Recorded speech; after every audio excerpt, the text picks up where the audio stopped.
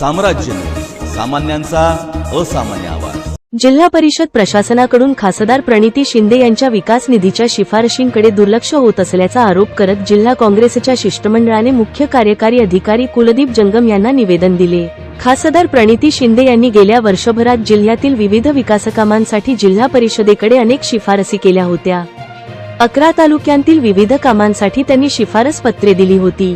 मात्र या शिफारसींकडे प्रशासनाने दुर्लक्ष करून संबंधित कामांसाठी निधी उपलब्ध करून दिला नसल्याचा आरोप काँग्रेस पदाधिकाऱ्यांनी केला आहे। या पार्श्वभूमीवर सोमवारी काँग्रेसच्या शिष्टमंडळाने मुख्य कार्यकारी अधिकारी कुलदीप जंगम यांची भेट घेऊन निवेदन सादर केले। येत्या सोमवारपर्यंत खासदारांनी केलेल्या शिफारशीप्रमाणे विकासकामांसाठी निधी न दिल्यास जिल्हा परिषदेसमोर आंदोलन करण्याचा इशारा जिल्हाध्यक्ष सातलिंग शटगार व तालुकाध्यक्ष भारत जाधव यांनी दिला।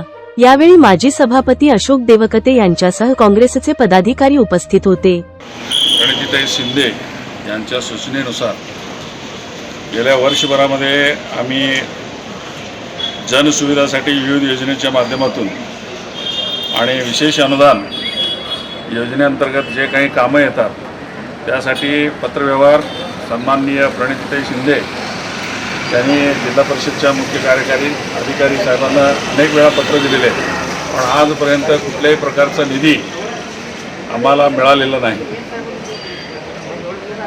नियम असा आहे, कुणीही कुठल्याही पक्षाचा असो पण निधीचं वाटप सर्वसामान्य सगळीकडे व्हायला पाहिजे। विकासाच्या दृष्टिकोनातून विचार केला तर वाड्या असू द्या, वस्त्या असू द्या, गाव असू द्या, कुठेही असू द्या, पण निधी वाटप करताना दुजाभाव होता कामा नये। पण या ठिकाणी मात्र कुठंतरी दुजाभाव झालेला आहे किंवा होता असं वाटतं आहे।